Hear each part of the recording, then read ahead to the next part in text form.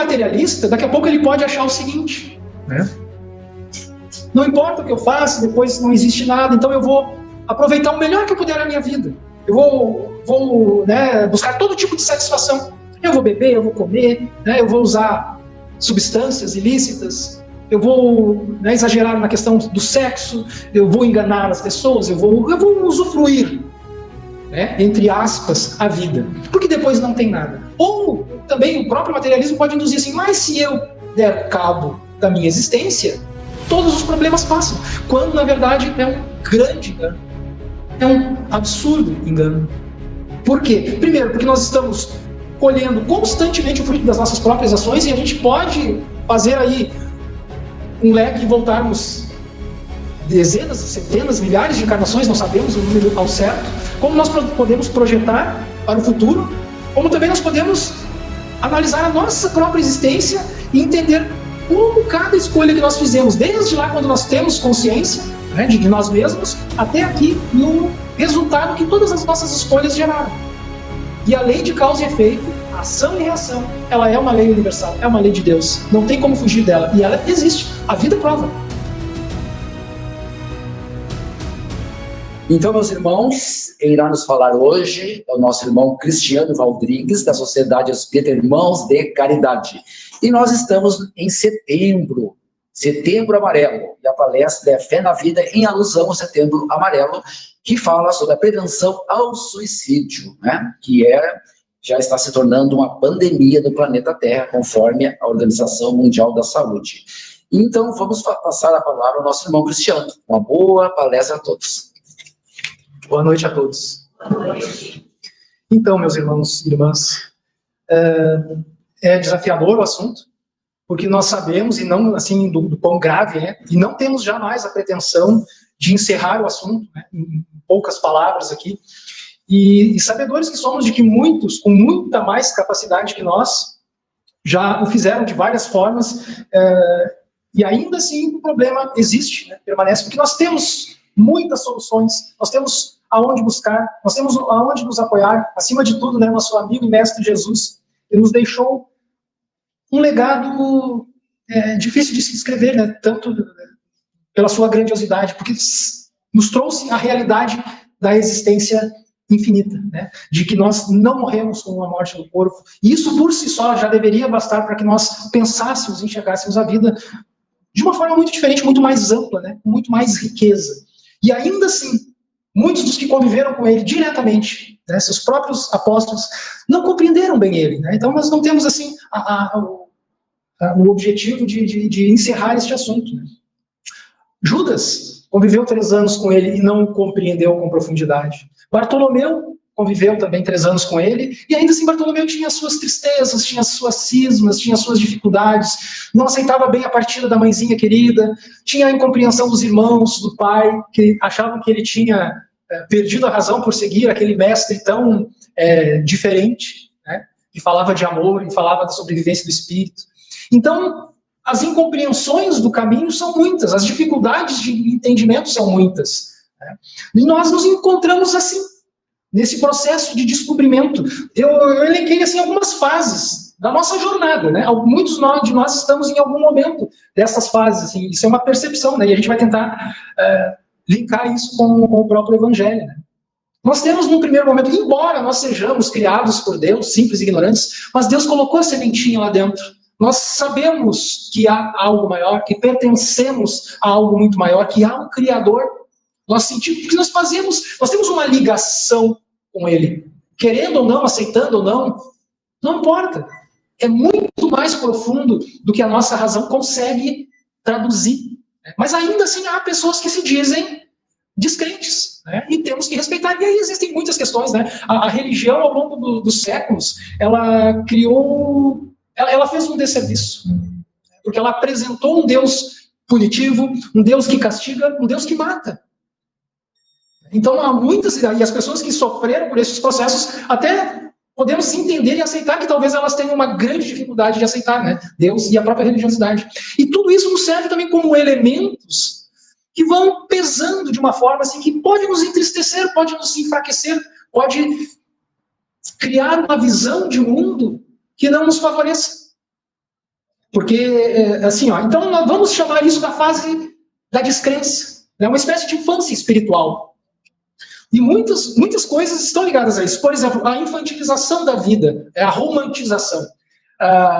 Quem tem filho pequeno, já teve, né? Estou vendo bastante gente adulta, assim, vai lembrar, né, de quando nós contávamos as historinhas da princesa, lá da Bela Adormecida, da Branca de Neve, aquela que tem um sapatinho de cristal, a Cinderela, todas no final da história vivem, né, encontram o seu par romântico ali e vivem felizes para sempre.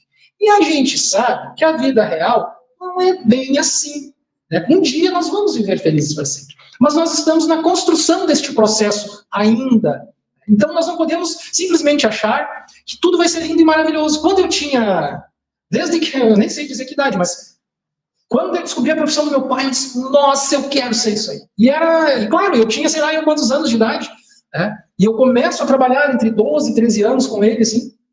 Só que naquele momento era muito legal, né? Porque eu imaginava fazendo aquilo e a percepção do tempo era diferente, nós fazíamos aquela coisa com o tempo, claro, nós éramos crianças, né? Aquilo nos envolvia, era muito bom. Não que hoje não seja, e eu segui a profissão, trabalho até hoje, né? Com 51 anos. E tenho muitos anos ainda, espero ter, né? Se Deus me permitir, muitos anos ainda nessa mesma profissão. Só que hoje é diferente. Primeiro porque eu não tenho mais 12 anos. Então a minha percepção da vida, ela é diferente. E a vida adulta, ela traz um monte de responsabilidades, né? Entre elas, aquelas que tem um nomezinho assim, boleto. Né? E o boleto é complicado, né? Ele tem dia, né? Não tem negócio, não tem dizer que não. E mês que vem tem de novo, e assim por diante. Mas está tudo bem, é do processo. Só que a gente tem que aceitar. Porque se a gente não aceita, a gente entra num processo de rebeldia. E é mais um tijolinho, por assim dizer, negativo. E a gente vai acumulando tijolinhos negativos. E a gente vai construindo algo que dói, algo que é desconfortável, algo que nos entristece. E não pode ser assim. Nós temos que fazer os contrapontos. Né? Nós temos que, mesmo com todas... mesmo que a gente já passou pela parte desse olhar tão assim romantizado, né? A gente tem que aceitar trazer para si a responsabilidade, né? Quando nós não aceitamos a realidade, nós despertamos, né, a rebeldia, a revolta, e aí complica mais um pouquinho, né? É mais um tijolinho negativo nesse processo, porque se a gente não encara de frente, a gente não consegue desconstruir, a gente não consegue passar essa etapa, a gente não consegue vencer. E a gente sempre fala em vencer, né? Vencer. O que é vencer? Vencer na vida. Olha, eu tenho para mim, pessoalmente, que eu preciso vencer as minhas dificuldades. Eu não preciso ter um carro de R$1 milhão, eu não preciso ter uma casa de R$1 milhão. Não é isso. Mas é eu ser um profissional melhor do que eu fui, é eu ser um pai melhor do que eu fui, é eu ser um esposo, um filho melhor do que eu já fui. A cada dia, compreendendo, olhando para trás e assim, mas essa minha atitude, essa forma como eu me comportei, essa forma como eu procedi, não trouxe bons frutos. A minha rebeldia, né, a minha revolta, só me trouxe problema. Por que eu vou repetir isso? Repetir. Em algum momento eu tenho que quebrar o ciclo.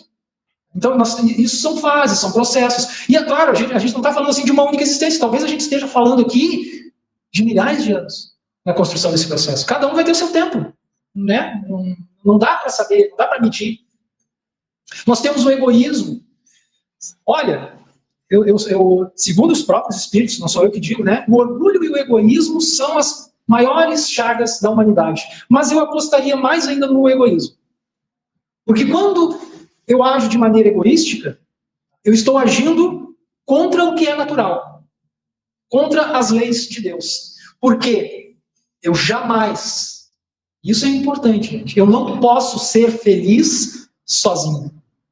Não é que eu dependa das pessoas diretamente. Eu posso.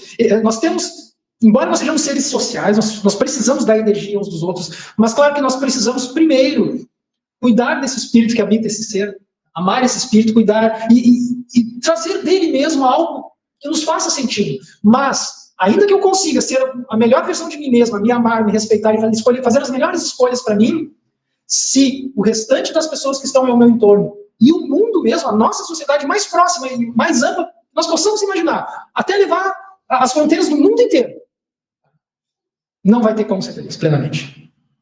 E os espíritos são categóricos. Enquanto correr uma gota de sangue de um irmão, não haverá paz na Terra. Não haverá felicidade plena na Terra.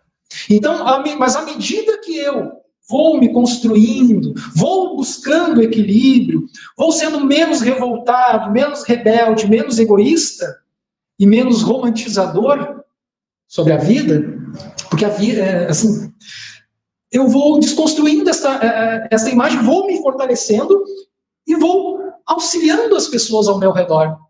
E lembrando, gente, e tratando, e voltando assim mais especificamente sobre a questão do suicídio, eu não sei se, espero que todos que estão aqui não conheçam alguém que já o fez, ou já tenha tentado, mas sei que muitos, certamente, conhecem alguém que já tentou, né? E realmente é algo muito preocupante. Eu conheço várias pessoas que já o fizeram. Né? Algumas tiveram êxito, outras não. Mas, muitas das vezes, é um fruto desta construção de tijolinhos que vão tirando a alegria e o brilho da vida. Então, nós temos que pensar sobre isso, e não adianta não pensar sobre isso. Não adianta a gente empurrar a questão para baixo do tapete, né? Porque não vai desaparecer. Tá? Então, assim, nós temos todas essas fases. Nós temos a fase da incerteza, que aí seria a antítese da fé, o contraponto, né, o contrário da fé. Quando eu acho, e é um ponto de vista materialista, e aí o espiritismo entra, né, com todo o seu cabedal de conhecimento, porque um materialista, daqui a pouco ele pode achar o seguinte, né, não importa o que eu faço, depois não existe nada, então eu vou aproveitar o melhor que eu puder na minha vida. Eu vou né, buscar todo tipo de satisfação.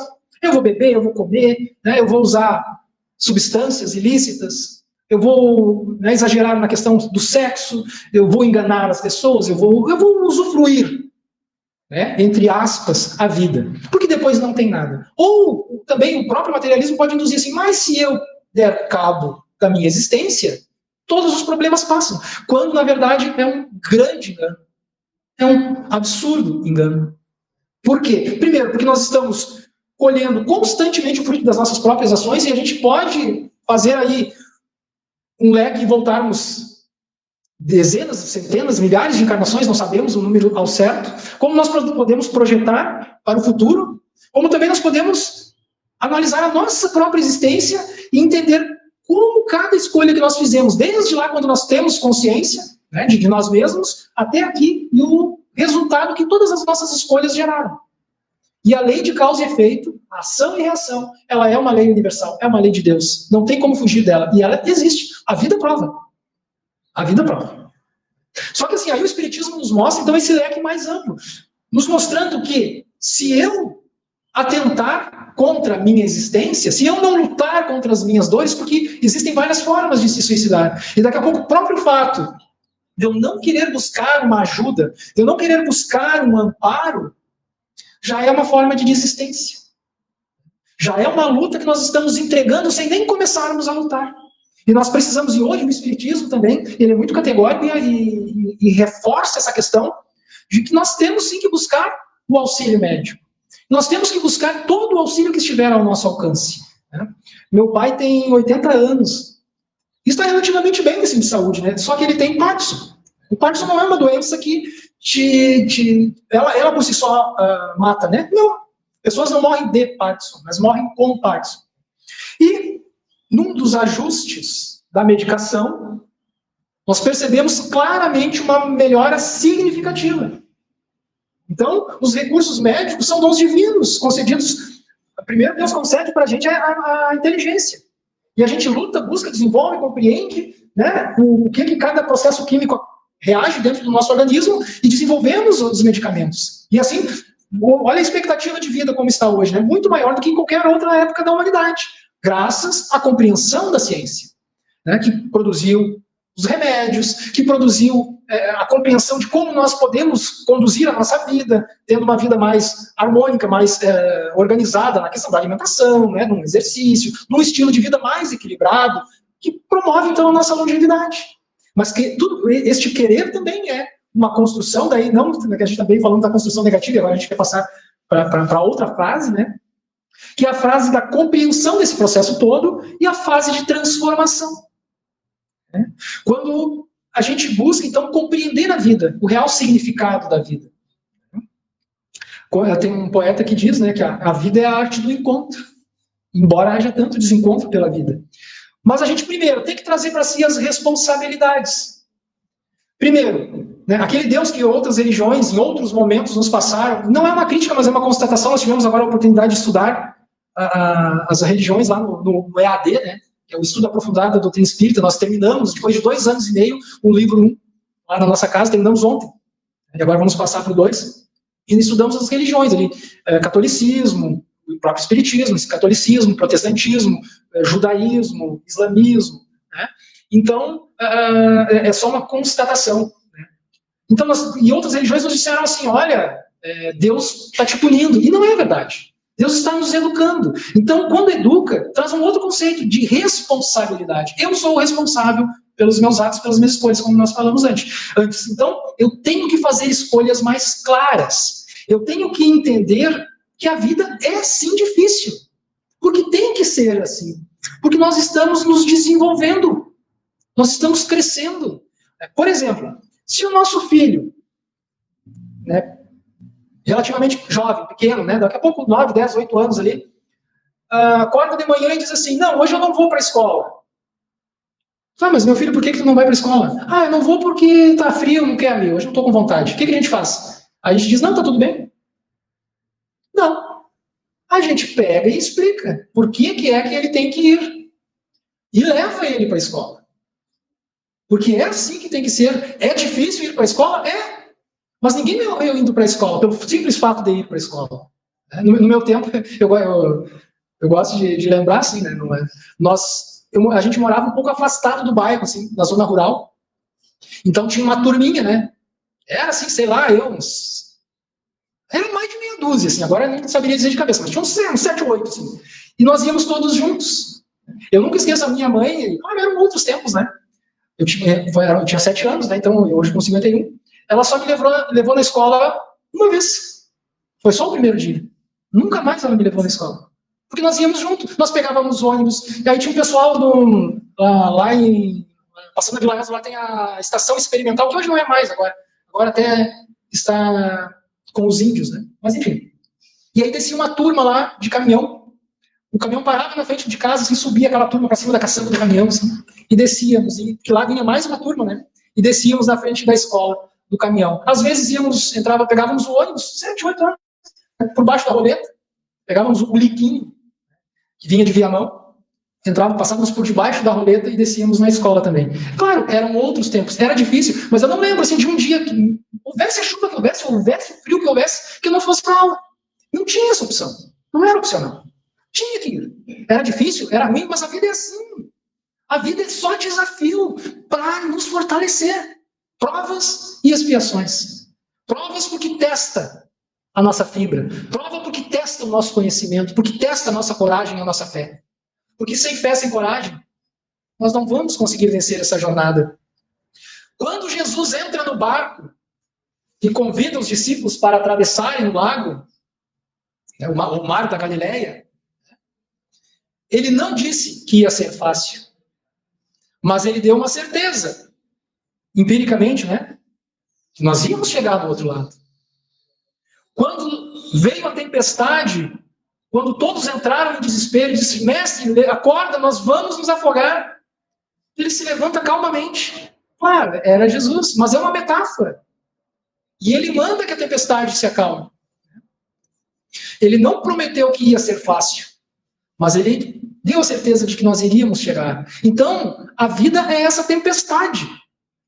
Mas como que nós vamos chegar do outro lado se nós não a enfrentarmos? Ou nós vamos simplesmente sentarmos no chão, num cantinho, nos encolhermos e ficarmos ali eternamente?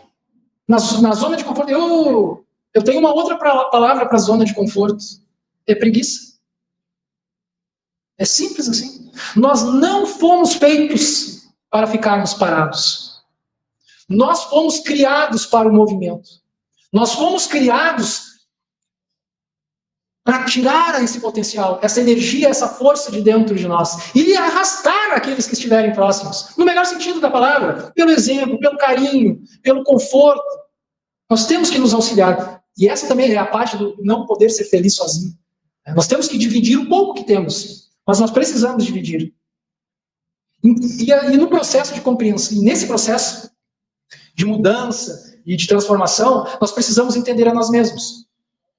Nós precisamos entender que, sim, eu me revolto às vezes, sim, eu sou egoísta às vezes, sim, eu sou invejoso às vezes, sim, às vezes eu sou um pouquinho perverso, às vezes eu queria pegar o meu irmãozinho e, né, dar uma esganadinha nele assim, bem pouquinho, mas a gente tem que aceitar que a gente é assim, que não adianta mentir, não adianta mentir, se eu não enxergo, eu não consigo transformar. E segundo a psicologia, nos diz o seguinte, quando eu não aceito que eu sou assim, eu projeto para fora. E aí eu julgo as pessoas, aí eu brigo com as pessoas, aí o mundo todo está errado, menos eu. O mundo é um lugar hostil, o mundo é um lugar ruim, as pessoas são más, as pessoas são perversas, as pessoas são invejosas, as pessoas são tudo, menos eu. Menos eu. Compreendem como é, na verdade, tudo que nos incomoda no outro é uma projeção de nós mesmos? Porque se eu aceito que eu sou egoísta, que eu sou invejoso, que às vezes eu sou um pouquinho perverso, né? Mal assim, né? Nem chegamos na perversidade, mas que eu tenho dificuldades de relacionamento, de entendimento, de aceitação, que eu tenho preconceitos, eu acabo julgando o outro. Eu acabo olhando para o outro e vendo isso, porque se eu aceito em mim, e aceito que isso é natural da natureza humana, eu não vou condenar o outro, porque eu estou bem resolvido, não, eu sei que eu sou assim. Não que esteja tudo bem ser assim. Vou fazer o possível para transformar essas coisas. Mas se eu aceito isso em mim, eu não preciso condenar o outro. Porque eu sei que o outro também é humano e também tem o mesmo direito que eu tenho de ser assim. E aí deixa de me incomodar tanto. Né?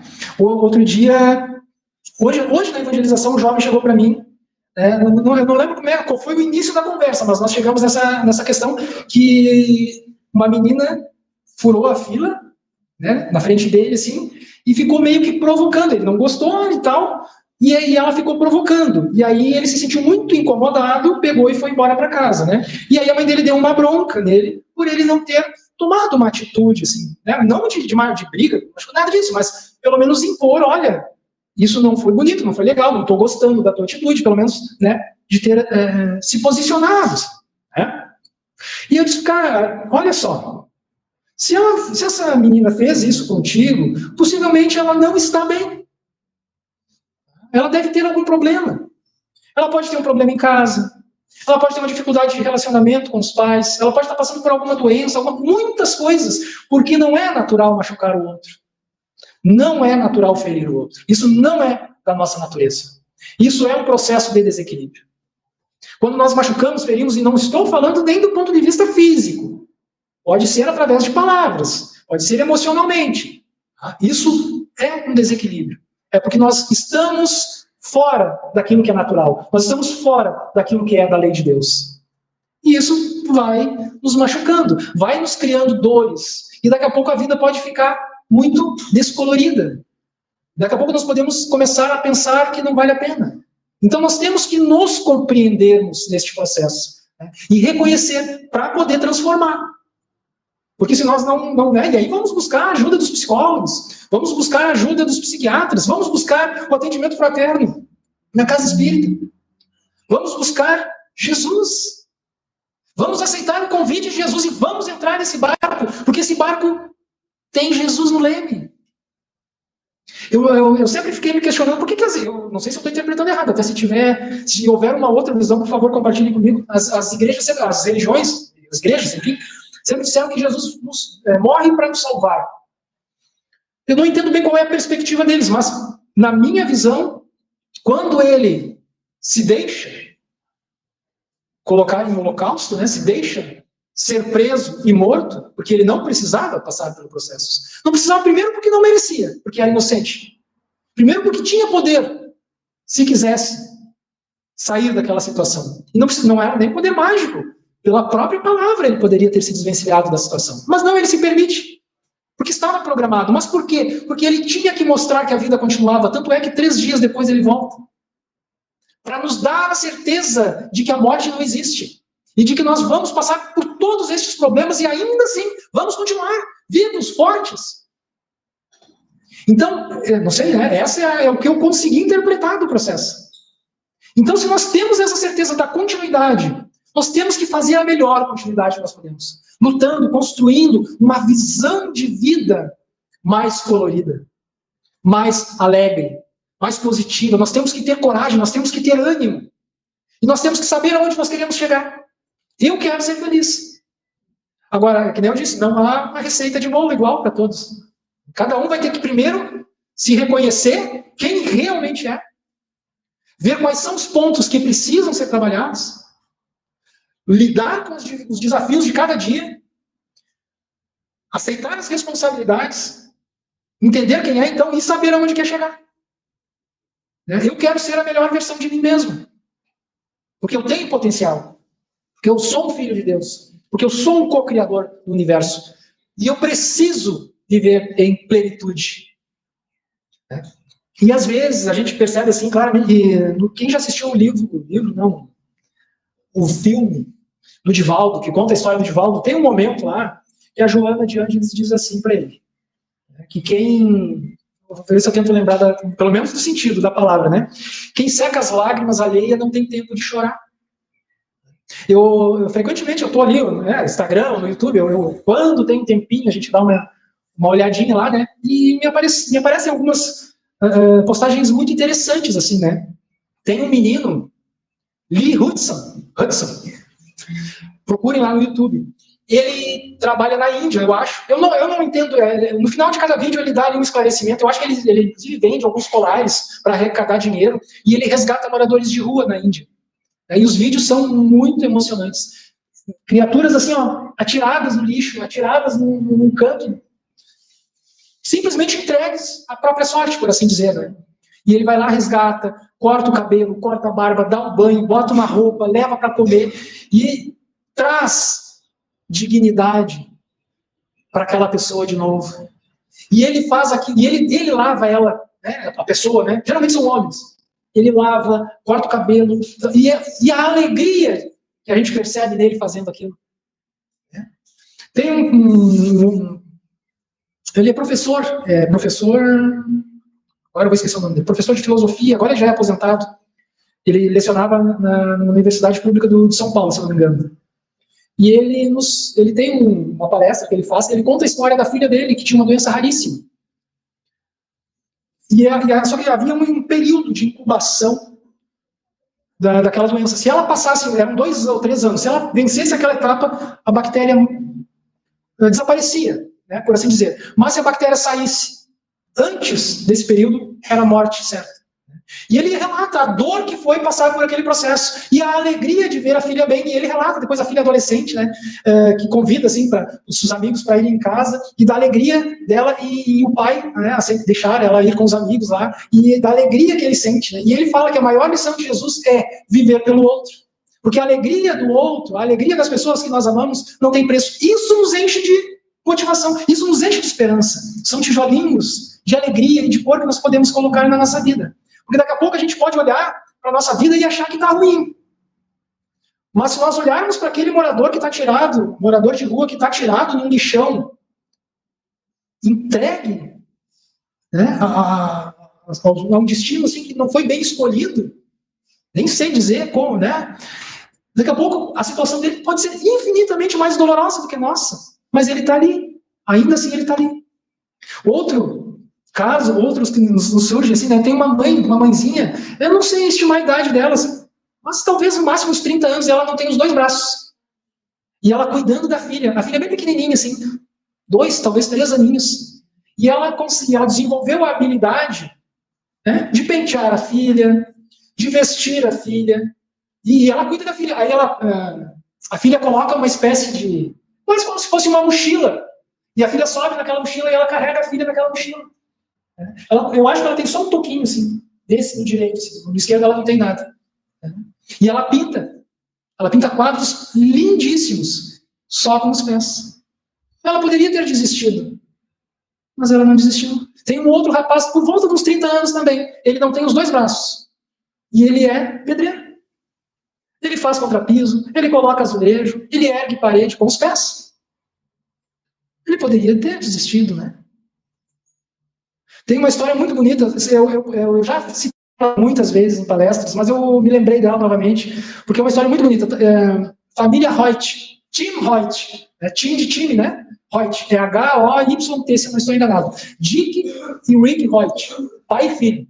Se eu não estou enganado, porque Dick e Rick é parecido, né? Mas Dick é o pai, se eu não estou enganado, e Rick é o filho. O filho nasce, é o filho mais velho, que tem 3 meninos, e ele, no momento do parto, ele se enrola no cordão umbilical da mãe e fica privado do oxigênio por alguns instantes. E ele, então, fica com paralisia, com a sequela da paralisia cerebral pela vida fora, pela vida toda, né? Ele não consegue falar e nem coordenar os movimentos. Então ele está sempre na cadeira de rodas. Né? Mas um dia, vendo, né, uma prova de atletismo, ele ficou muito animado, ele ficou muito extasiado com aquilo, muito feliz. E aí o pai conversando com ele, né, a família conseguia entender o que ele queria, ele deu a entender que ele queria participar daquilo de alguma forma. O pai ex-militar, se eu não estou enganado, ele já tinha bem mais de 50 anos. Essa reportagem está no YouTube, foi passada no Fantástico há 12 ou 13 anos atrás. Tá? E o que o pai faz? Bom, aí o que eles decidiram? Eles participaram olha, parece que foram mais de 1000 maratonas, né, de provas. E eles participam, não sei se vocês já ouviram falar, é um triatlon mais famoso do mundo. Triatlon, então, é natação, ciclismo e corrida. É maratona, né? Se eu não estou enganado, são 3.200 ou 3.700 metros, ou 3 quilômetros e 700 metros de natação, são 180 quilômetros de bicicleta e 42 quilômetros de corrida. O que o Dick fez?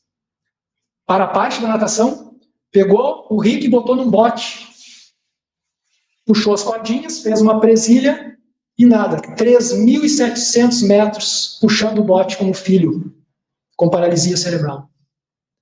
Tira o filho da água, porque não pode ter ajuda de ninguém.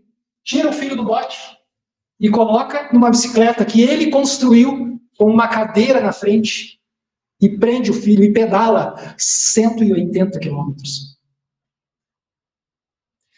Termina a prova do ciclismo, coloca o filho numa cadeira de rodas, construída, adaptada, né? Porque ela tem assim uma espécie de apoio para colocar os braços, porque ele não só pega a mão, ele não conseguiria. Em algum momento ele tem que se apoiar, para ter um pouco de conforto, porque são 42 quilômetros. E ele se orgulha de nunca ter chegado em último lugar. Ironman do Havaí é o nome da prova. Ironman, né? Homem de aço, para quem... Né? Eu não domino inglês também, mas eu gosto. Ironman do Havaí. Procurem lá no YouTube. Tim Wright. Wright é o nome da família, né? Gente, o que esse pai poderia ter feito? Ele poderia ter desistido, ele poderia ter se embriagado, poderia ter se drogado, poderia ter se suicidado.